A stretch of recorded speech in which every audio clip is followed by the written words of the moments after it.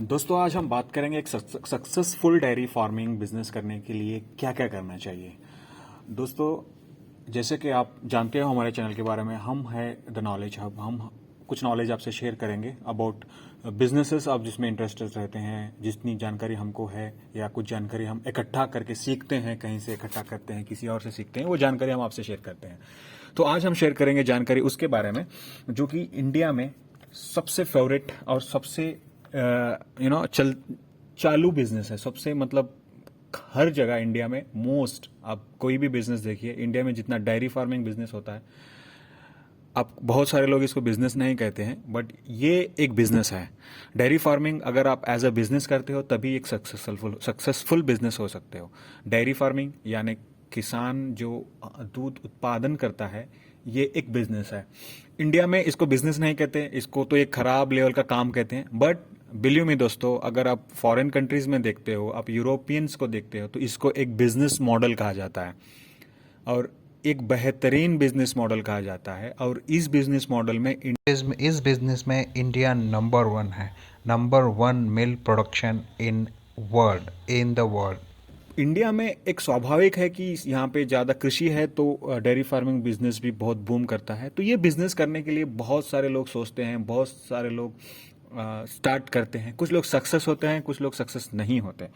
तो इसी के बारे में आज बात करेंगे कि अगर सक्सेस होना है तो आपको प्लान कैसे करना है। डेयरी फार्मिंग या दूध उत्पादन करना है तो आपका प्लान होना चाहिए। तो एक फर्स्ट सबसे इंपॉर्टेंट है, आप एक एक्सपर्ट को कंसल्ट करिए। एक एक्सपर्ट जो उस काम में माहिर है उसको आप कंसल्ट करिए।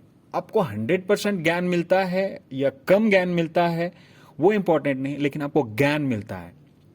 आप उसमें उस कॉन्सेप्ट को समझोगी कि ये बिजनेस है क्या, ये बिजनेस है, करते हैं कैसा है, प्रॉफिट कितना है, लॉस कितना है, करना कैसा है। क्योंकि हम यूट्यूब के कुछ वीडियो से, गूगल की कुछ पढ़ाई से बिजनेस नहीं करते। इसलिए इंडिया में हर जगह डेयरी फार्मिंग करने वाले लोग हैं, उनसे डायरेक्टली मिलिए, उनसे प्रैक्टिकली समझिए कि ये बिजनेस कैसे करा जाता है। और दूसरा सबसे इंपॉर्टेंट है कि आप जैसे भी डेयरी फार्मिंग करना सोच रहे हो तो आपको कौन सा ब्रीड रखना है। आपको गाय रखना है या बफेलो रखना है। गाय रखना है तो कौन सा ब्रीड रखना है, आप देसी गाय से करना है या आप एचएफ या जर्सी से करना चाहते हो, ये आप क्लियर रहना चाहिए। ऐसा नहीं है कि कोई शर्मा नाम का बंदा एचएफ रख के बहुत कमा रहा है तो हम भी ऐसा ही करेंगे, या कोई वर्मा नाम का बंदा सिर्फ भैंसों से ज़्यादा कमा रहा है तो हम भी ऐसा करेंगे। नहीं, आपको अपनी जानकारी सटीक रख के आप प्लान करना चाहिए। और दूसरी बात सबसे इंपॉर्टेंट होता है कि आप जानवर तो रखेंगे, अभी आप एनिमल्स तो लाइव स्टॉक तो के बारे में तो सोच लिया, उनको आप फीडिंग कैसे करोगे, आप उनको कैसे उनका खाने का व्यवहार मतलब क्या प्लान करोगे, कैसे उनको खाना देने का आपका प्लान पहले से डिसाइड होना चाहिए। ऐसा नहीं है कि आप पहले लाओगे गाय वगैरह फिर आप प्लान करोगे, नहीं, आपको पहले प्लान करना होगा कि आप उनको कैसे फीड करोगे, कौन सा चारा दोगे, चारे का कौन सा वैरायटी रहेगा, कितने एकड़ में आप चारा डालोगे, ये काफ़ी इंपॉर्टेंट होता है। ऐसे भी मैंने दोस्तों को देखा है, 10 गाय लाते हैं और 1 एकड़ चारा, आप 1 एकड़ से भी कम में चारा लगाते हैं, तो वो फीड नहीं कर पाते। इनिशियली वो थोड़ा सक्सेस हो जाते हैं, बाद में वो स्ट्रगल करते हैं, क्योंकि उनका इनिशियल प्लान जो था, प्रारंभिक प्लान जो था, वो फेल था। तो आपको शुरू करने से पहले आपको ध्यान में रखना है कि आप कितने गाय या भैंस लाओगे, बफेलो लाओगे, और कितना चारा उनके लिए रखना है। आप चारा की मात्रा कितनी रखना है, उसमें सूखा चारा या गीला चारा जो भी रहेगा उसको भी आप पहले ही सटीक में प्लान करना है। ऐसा नहीं कि हम लोग लाएंगे, स्टार्ट करेंगे, फिर सोचेंगे। ऐसा सोचेंगे तो फिर देर हो जाएगी सोचने में।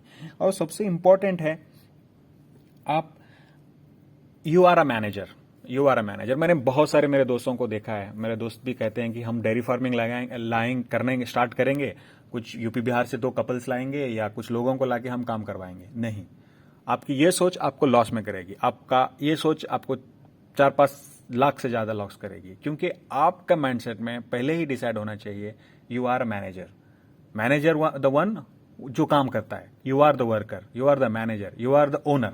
ये हमारी सोच होनी चाहिए। आप वो सारा काम करने के काबिल होना चाहिए जो किसी और से करवाने के बारे में सोच रहे हो, तभी आप एक अच्छे और सक्सेसफुल बिजनेसमैन हो सकते हो। ये सिर्फ मैं डेयरी का एग्जांपल नहीं दे रहा हूं, मैं आपको कैटल गोट फार्मिंग का एग्जांपल दे रहा हूं, मैं आपको पोल्ट्री फार्मिंग का एग्जांपल दे रहा हूं। हम काम किसी से करवाए, ये आपको एक भरोसा किसी पे करने के जैसा ऑप्शन क्रिएट कर सकता है। भरोसा जरूरी नहीं कि हर कोई उसको बचा ले।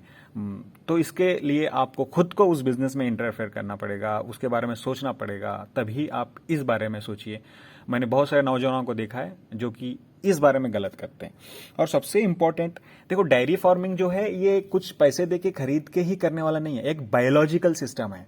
यहाँ पे एक बायोलॉजिकल सिस्टम्स कभी भी हमारे कैलकुलेशन के हिसाब से नहीं होता, क्योंकि यहाँ पे कुछ जीव होते हैं, वो किस तरह काम करते हैं, किस तरह उनको बुखार आती है, उनकी तबीयत भी खराब होती है, उनकी भी डिलीवरी सिस्टम होती है, उनकी भी साइकिल होती है। तो ये ध्यान में रखना चाहिए। जैसे हम नॉर्मल बिजनेस मतलब एक गाय लाएंगे और 3 लीटर अगर एक टाइम को दे रही है तो 30 दिन हम उसका दूध निकालेंगे, फिर इसका इतना पैसा होगा, 20 रुपए को लीटर आ जाएगा तो उतना होगा। ये कैलकुलेशन नहीं होगा, क्योंकि ये बायोलॉजिकल सिस्टम है। जरूरी नहीं कि ऐसे ही हो, क्योंकि आप वहां पे समझना पड़ेगा कि एक लाइव स्टॉक बिजनेस है, ये वेरिएशन होता है। आप इसके लिए रेडी होना पड़ेगा।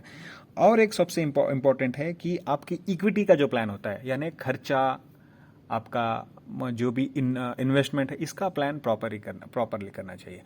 मैंने एक एग्जांपल देखा था। मेरे एक दोस्त ने 10 लाख रुपए का बजट लेके उसका डेयरी फार्मिंग का बिजनेस स्टार्ट किया। जरूरी नहीं कि 10 लाख, कुछ लोग 1 लाख में भी स्टार्ट करते हैं। लेकिन उसने 5 लाख रुपए इस पे खर्च किया, शेड में 5 लाख रुपए उन्होंने शेड बनाने में खर्च किया। तो बाकी के 5 लाख में तो उनका कोई प्लान ठीक से हो ही नहीं पाया। तो शेड भी बनाने में जितना जरूरी है उतना ही खर्चा होना चाहिए। मैं आपको शेड के बारे में एक सेपरेट वीडियो बनाता हूं कि कैसे आपका शेड होना चाहिए, क्योंकि आप कमा के शेड बना सकते हो काफी अच्छा सा, लेकिन आप पहले ही प्लान में कर दिए और शेड ही नहीं बना दिए बहुत अच्छा, और बाकी के लिए पैसे ही नहीं बचे, तो फिर वो बिजनेस क्या काम का। तो आपका पूरा प्लान प्रॉपरली होना चाहिए। इस तरह हम लोग और भी प्लान के बारे में बताते हैं कि आपको कोई भी बिजनेस हो, हमारे यहाँ से जानकारी आप इकट्ठा कर सकते हो। इसलिए आप हमारे इस चैनल को सब्सक्राइब भी करके रख सकते हो। जरूरी नहीं कि जानकारी सिर्फ आप हमसे लें, आपकी भी अपनी कुछ जानकारी है जिसके इस वीडियो के बारे में आपको कुछ कहना, तो आप कमेंट कर सकते हो। मिलते हैं अगले वीडियो के लिए। फिलहाल के लिए धन्यवाद। Thanks for watching my video.